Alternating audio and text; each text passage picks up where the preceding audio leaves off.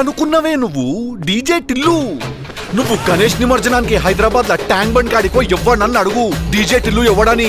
మనం నిమజ్జనానికి డీజే కొడితే నీళ్ళలో మునిగిన వినాయకుడు కూడా సర్రని బయటకు వచ్చి చెప్తాడు టిల్లుగా వచ్చే సంవత్సరం కూడా నువ్వే కొట్టాలా నేనే మునగాల అని. అట్లుంటది మనతోని.